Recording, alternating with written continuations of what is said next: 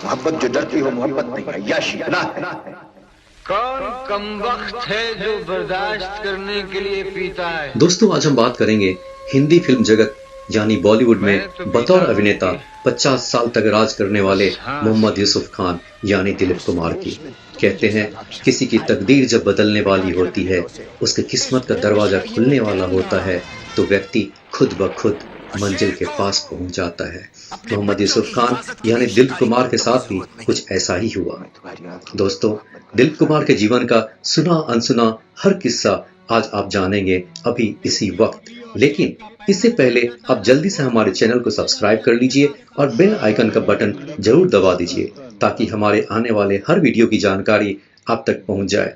तो आइए अब जानते हैं दिलीप कुमार के बारे में कि वो यूसुफ खान से दिलीप कुमार साहब कैसे बने।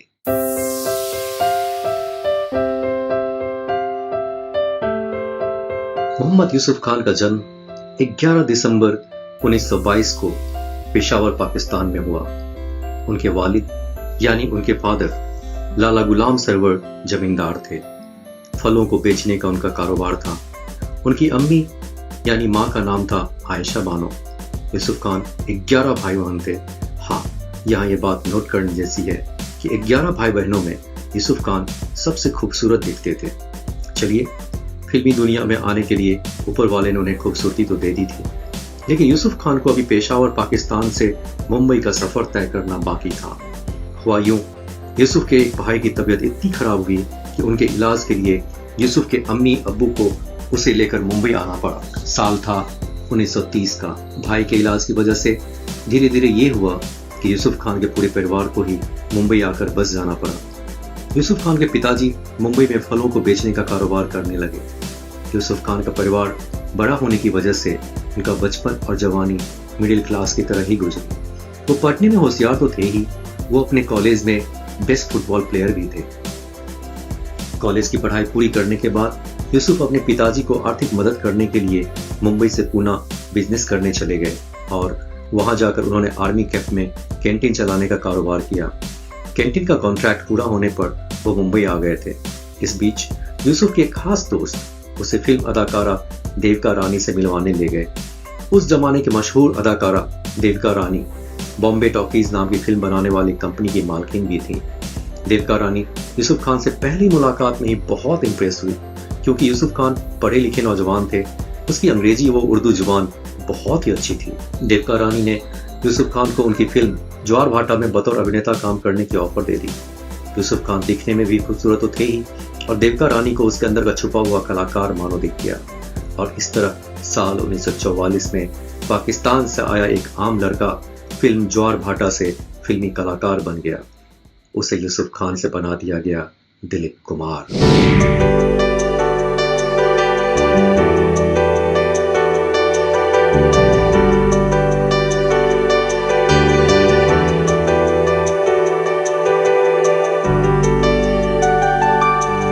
अपनी चौथी हिट फिल्म के साथ दिलीप कुमार ने 1950 के दशक से एक के बाद एक लगातार 14 फिल्में दी थी।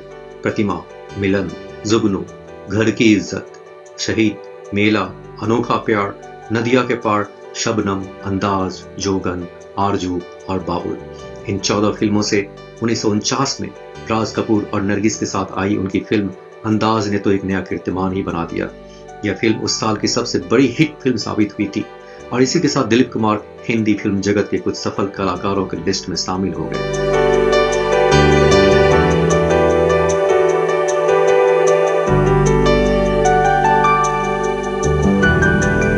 1951 से लेकर 1960 तक दिलीप कुमार ने 20 बेहतरीन फिल्में दी, जैसे हलचल, तराना, आन, दाग, सांगदिल, शिकस्त, फुटपाथ, अमर, आजाद, उड़न खटोला, इंसानियत, देवदास, नया दौर, मुसाफिर, यहूदी, मधुमती, पैगाम, कोहिनूर और मुगले आजम।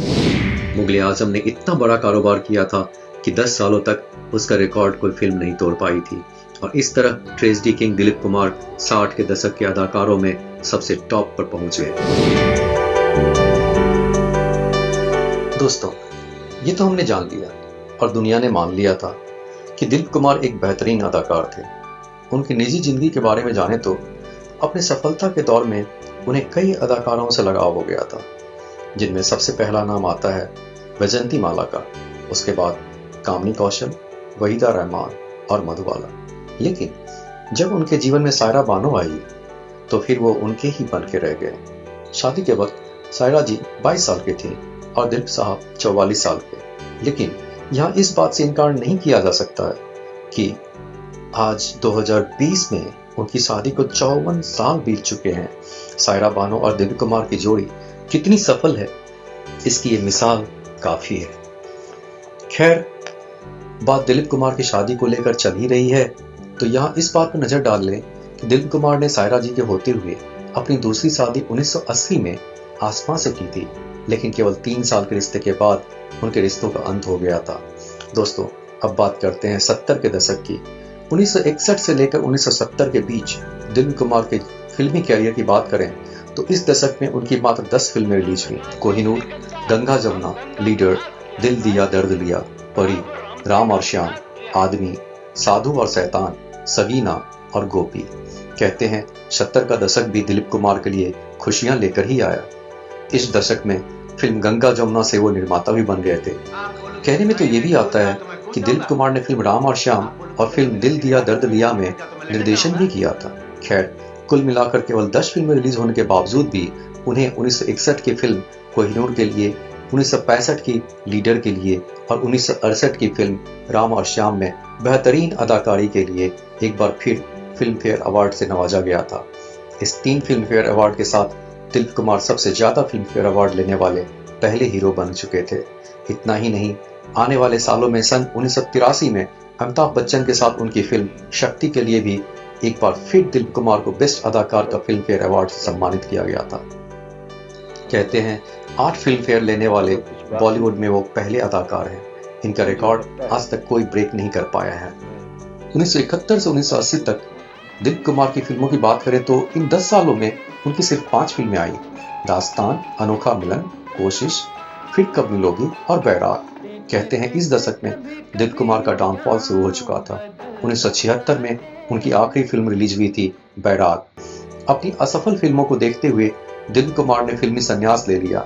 1976 से 1980 तक 5 साल उन्होंने किसी भी फिल्म में काम नहीं किया, लेकिन 5 साल के लंबे आराम के बाद दिलीप कुमार वापस अदाकारी के मैदान में आए तो एक बार फिर वो पहले जैसे ही छा गए। 1981 से 1990 के बीच दिलीप कुमार की एक के बाद एक सफल फिल्में आई, जैसे क्रांति, विधाता, शक्ति, मजदूर, दुनिया, मशाल, धर्म अधिकारी, कर्मा, कानून अपना अपना और इज्जतदार। इन फिल्मों में उन्हें 1983 में रिलीज हुई फिल्म शक्ति के लिए ही बेस्ट अदाकार का फिल्म फेयर अवार्ड दिया गया था। ये उनका आखिरी फिल्म फेयर अवार्ड था। अपनी फिल्मी कैरियर की आखिरी पड़ाव में भी उन्होंने अपनी अदाकारी का लोहा मनवाया। जाते जाते उन्होंने एक सफल फिल्म दी 1991 में, सौदागर। दिलीप कुमार का नाम हिंदी फिल्म जगत के इतिहास में स्वर्ण अक्षरों में लिखा गया है। उनके इसी योगदान के लिए उन्हें भारत सरकार ने पहले पद्म भूषण और बाद में पद्म विभूषण से नवाजा।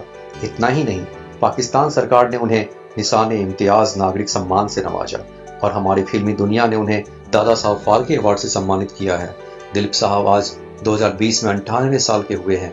उनकी सेहत सलामती और उनकी लंबी उम्र की कामना करते हुए आपको अलविदा कहते हुए बस इतनी ही गुजारिश करूंगा कि दिलीप साहब को अपने दिलों में जिंदा रखने के लिए उनकी सदाबहार फिल्में देखते रहिए, खुश रहिए, आबाद रहिए। शब्बा खैर।